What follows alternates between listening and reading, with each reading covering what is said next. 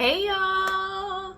Welcome to the Sweet Chariot Traveler channel. I'm Chinita and I am a solo traveler. This channel is all about me sharing my experiences as a solo traveler, as well as sharing some things that people should be aware of while traveling. I am from the United States, and the not so fun or a positive side about traveling as an American is dealing with scammers, or like figuring out if you are being scammed. So in this video, I'll be going over some of the emotional manipulation tactics that love scammers use to bait and scam women. The 5 tactics that I'll be going over are based on my experiences as a solo traveler, as well as my observations as a Black American woman. And I also picked up on these things just like, not just from dates, but going to the market and like trying to negotiate prices at the market, or dealing with taxi drivers. That's another encounter that I had with scammers. And preparing for this video, I went down the rabbit hole of like watching love romance scam documentaries, but this video will be based on me as a solo traveler and my observations. So let's get into this video. Alright, so the first thing you need to know and study are emotional manipulation tactics, especially if you are traveling alone. Now, these tactics are not so that you can use them on other people. It's mainly because you want the awareness of knowing when someone is trying to deceive you, and that way your intuition picks up on it and you can strategically get out of that negative situation. So a lot of times if you're traveling with someone, you have another set of eyes to be like, hey, like this isn't right. We need to both get out of here. But if you're by yourself, you really have to be in tune with your intuition and figure out how to get out of that situation safely. Okay, so I'm not saying use these emotional manipulation tactics on other people in any kind of way, because I definitely believe in karma and I am a child of God. And I also had to realize that the people who operate on that low vibrational way of making money by scamming are actually living in a hell-like state of living, because they have to feed this negative entity that resides in them that is harboring on their spirit. So a lot of times you'll notice that the people who do receive the money from scamming you, they have to spend that money on whatever their vice is. And normally those vices, they suppress, like they numb that entity, that negative entity within them. And a lot of times the vice that they have is also related to the 7 deadly sins, and that is what that negative entity feeds off of. So you don't want to get caught up in that hell-like state of existence and that loop of a life, or matrix, whatever you want to call it. So don't be out here manipulating folks, y'all. That is not the way of life, okay? That is not what I'm teaching on this channel. You just want the awareness so that your intuition picks up on it, which then turns to knowledge. You pass the test, you become wise, and share that with other people, and it makes your faith in God that much stronger. So that is my intent with this video. That is my disclaimer. Another disclaimer is I have never been a victim of a love romance scam. I've never given money to a romance scammer. So this video is not going to be like a story time of me talking about that. Let me like knock on wood. Like, I've never been a victim of a romance scam. I'm just gonna, yeah.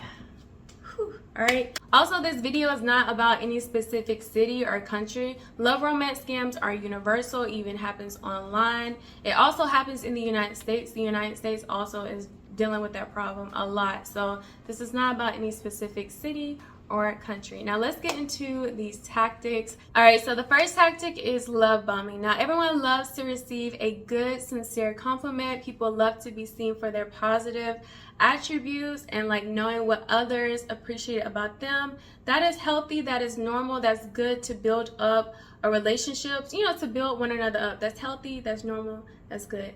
Love bombing is more so about casting this illusion of a fantasy, and the fantasy can be whatever it is that you want it to be. So if you say that you want marriage and commitment, they will want that as well. However, that may not work out in your best interest. It'll guarantee you as a client for them, because they see you as a client. So if you say that you want marriage and commitment, they can say that they want to build up all these things. It's kind of like the thing of like building up a sandcastle, and then the water from the ocean wipes that sandcastle away. So the water representing emotions as well as life, because you know sometimes things happen in life, and so everything that has been built up or that person say that they're building up, it gets wiped away, and then you give them that opportunity to like build it up again. But you'll realize that nothing actually comes into fruition and nothing is ever concrete. Now, if you say that you just want to date and see where things go, they'll be open to that. However, they won't be as sincere about it. They won't really try to date you like that and court you.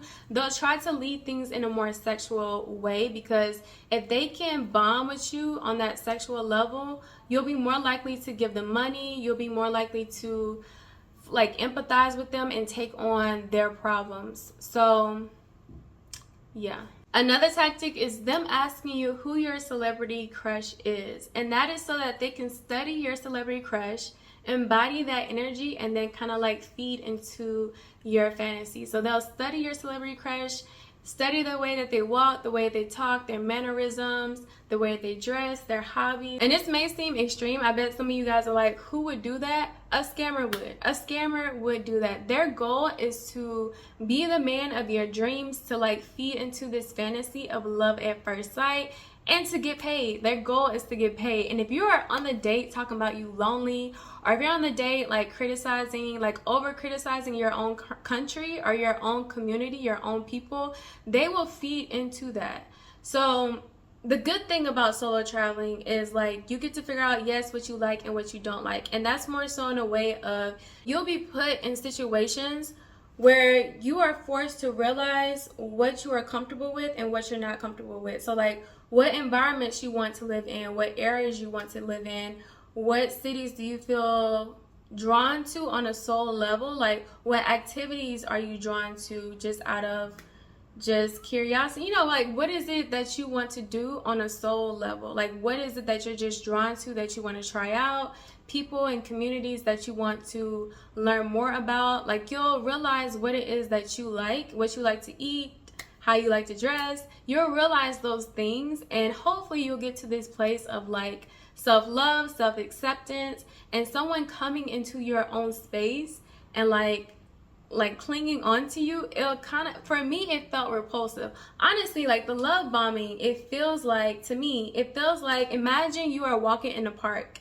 and the sun is shining, the wind is blowing, it's a beautiful day. You're noticing like the grass is so beautiful and green and the flowers are blossoming, and then someone just comes up and like snatches you up. That's how it felt. Like love bombing, it feels very quick, it feels very intense, and it feels like somebody is just like impeding on your energy, but also trying to just like whatever that means, like cling onto you, like latch down onto you.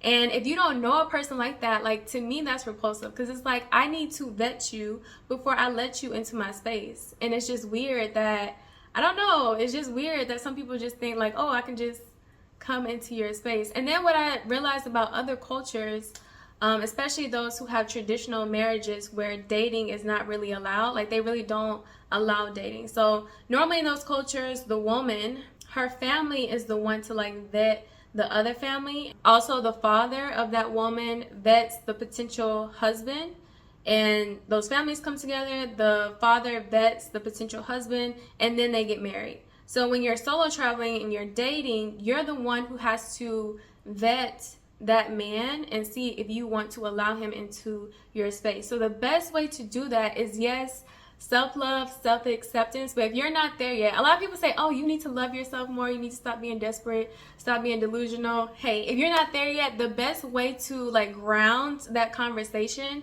or ground the illusion that he's trying to place onto you is by asking questions. And it doesn't have to be anything intrusive, but you ask questions about his culture, like his community, his ethnic group, the history of his ethnic group. You can ask questions about religion. Now, some people say that religion is taboo. I want to know. I want to know what someone believes. I want to know what they practice, because if you are doing something that I would never participate in, let alone watch, like that's not something that will ground the conversation for me very quickly. Like if you start talking about rituals and ceremonies that don't sit right with me on a soul level, I'm going to want my discernment is going to kick in, and I'm going to want to leave. That's going to ground the conversation from me very quickly. So that's why I say, like, if you're on the date and you talking about being lonely, you don't know what you like, you don't know what you want to do. If you talk about your community and how you just so upset with your country and all of that, and like all of the troubles of the world, I guess, if you're talking about that on the first date, they can feed into that, because you being lonely and focus on you being lonely is, like, in a sense, a lack of self-love.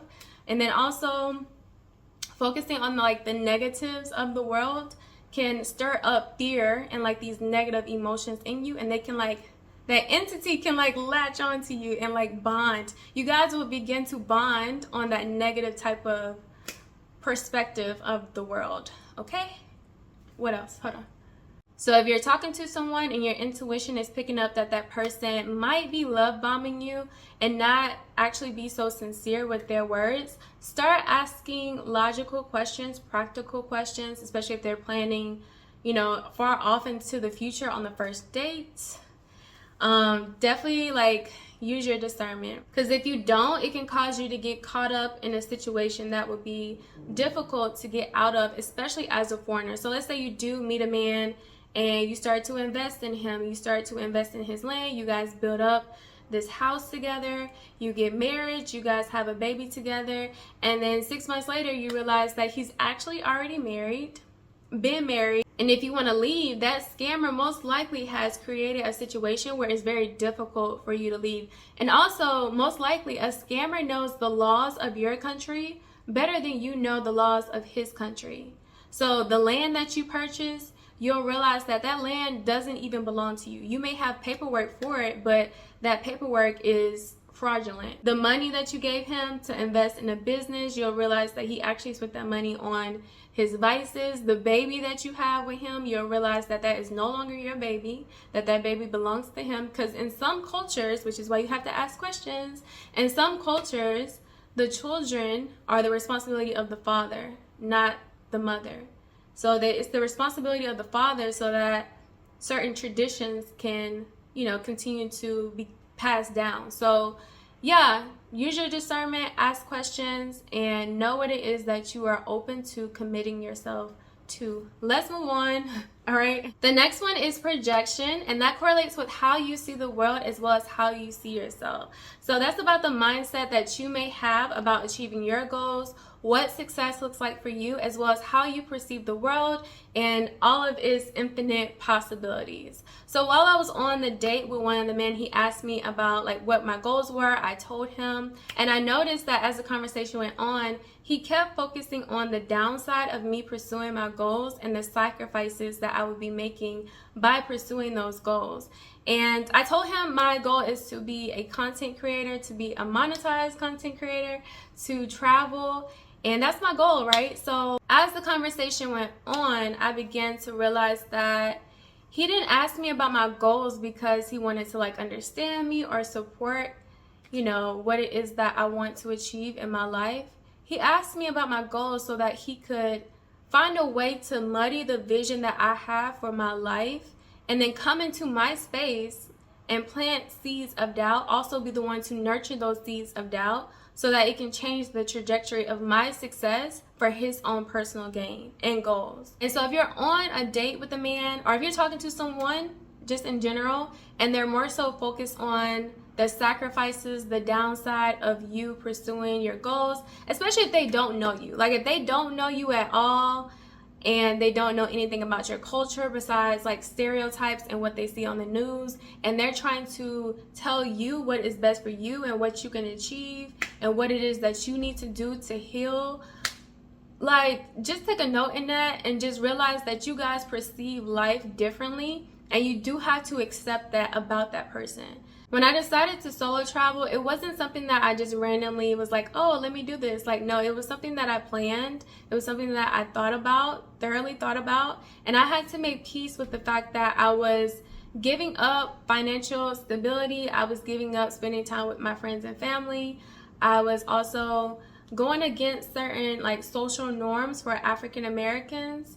And I had to make peace with that. And I knew what I was getting myself into. However, I knew that I was gaining so much from this experience of solo traveling, something that is not necessarily like physical, right? It's not material, it's not physical. It's more just me expanding who I am. So I saw the value in that. He did not see the value in that. Don't allow a man to make you feel bad about that or project like the whole idea of like having kids and all of these social norms and all these things that you may not feel called to do right now on a soul level, okay? Because that takes a lot of sacrifices in those situations, especially to have kids, all right? So if you don't feel called to do those things, don't pay that person no mind and don't allow them to project on you, because you have to realize in the mind of a scammer, like once they see you as their potential client, you are the sacrificial lamb. They don't care anything about you. Okay. All right. So the next one is guilt tripping. I would say this one hit me the hardest because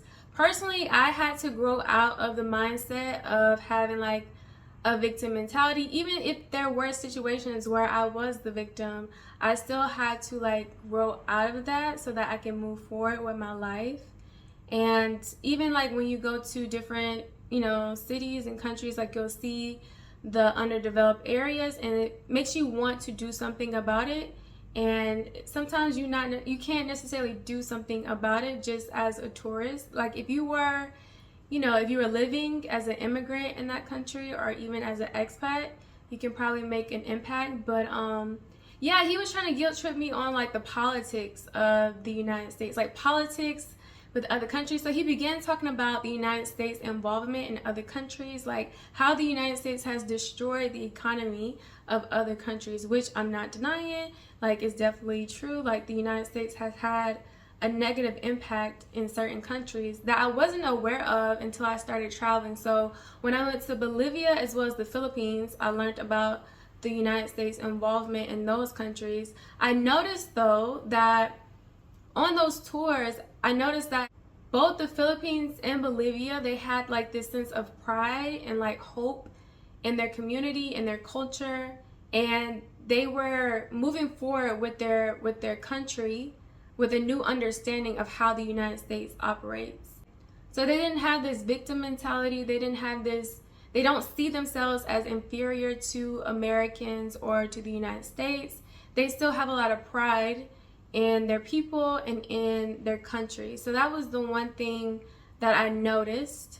Also, like how I felt in those countries as a foreigner, I felt fine. Like when I was in Bolivia, they don't care for like taking photos and stuff. So it's not the best thing to do to like record and stuff while you're in, let's say La Paz specifically.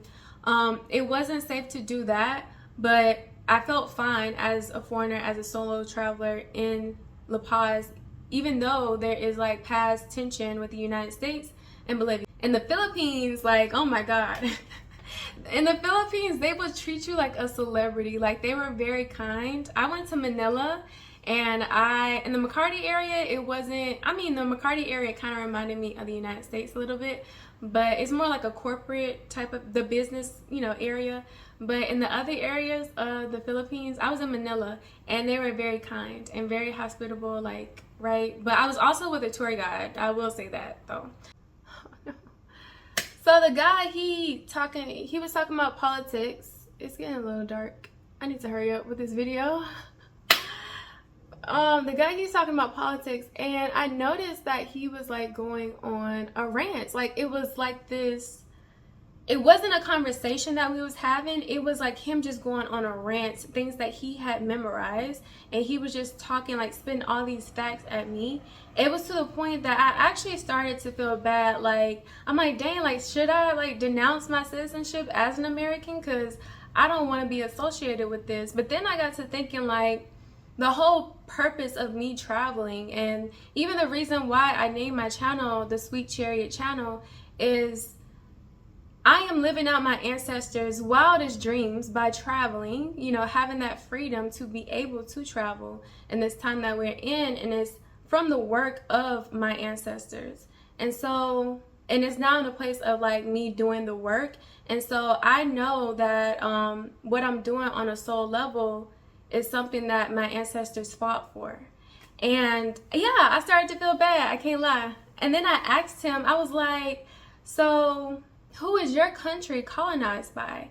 And he told me the British. And I was like, okay, I see what you're doing. He was so hyper focused on those other countries and what happened with other countries. He wasn't talking about his own country, his own community, how colonization or like the involvement in the economy, the United States involvement in their economy. Like, it wasn't on a personal level. He just kept talking about other countries. The whole point of them trying to make you feel guilty is so that they can create a reason for you to be giving to them, investing in them, instead of investing in yourself by traveling. And if you don't see it that way, you are a terrible person, just like the country you come from. And that hits hard. That hit me hard. Don't let them guilt trip you. If you have the desire to fly to Italy and try Italian food, go for it. If you want to go to Bali and go get some healing, go heal. If you want to take a road trip to the next state or city,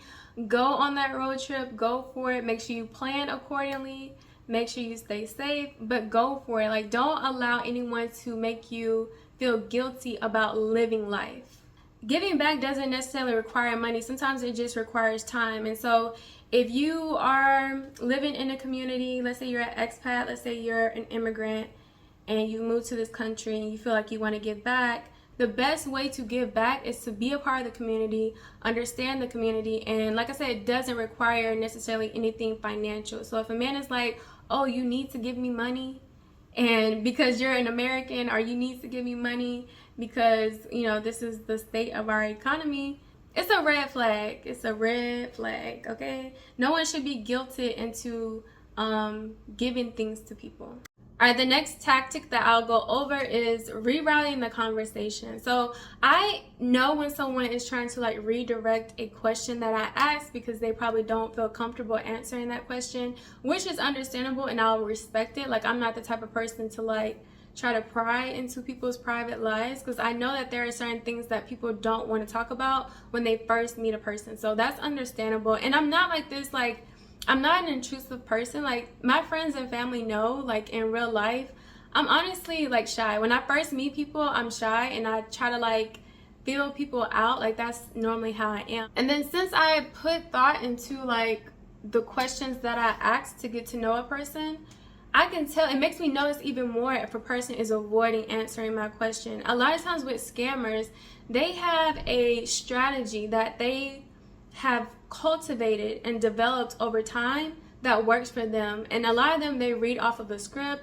Some of them, they have other scammers that they work with. They have some use AI. So like the person that you think you're texting, you may not even be texting that person, because some of them use AI, some of them work in groups. You ask them a question that's not a part of the script, they'll probably like try to redirect the conversation back to what's on the script. For instance, when I talked about the politics, I said I felt uncomfortable with it. He stopped talking about politics, but then he changed the conversation back to politics. Another tactic of rerouting the conversation is by like telling this elaborate story. And the story doesn't necessarily have to be a sad story. Like, it can be a feel-good story. It just needs to have some type of emotion in there to kind of draw you in and distract you from the truth. So that's the whole purpose of them rerouting the conversation, is so that they can enforce whatever their true intent is. The next tactic is testing boundaries. So testing boundaries is pretty much about, you know, that person seeing if you are who you say you are. So when they do test your boundaries, like, how do you react?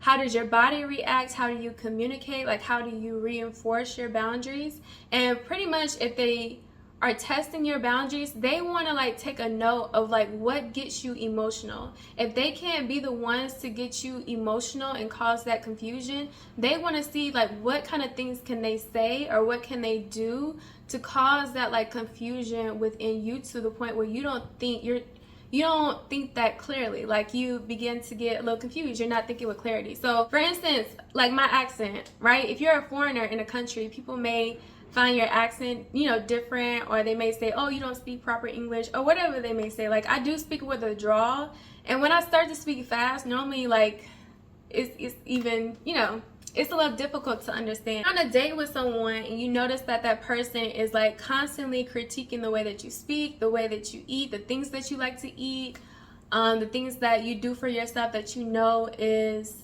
best for yourself, take note of that.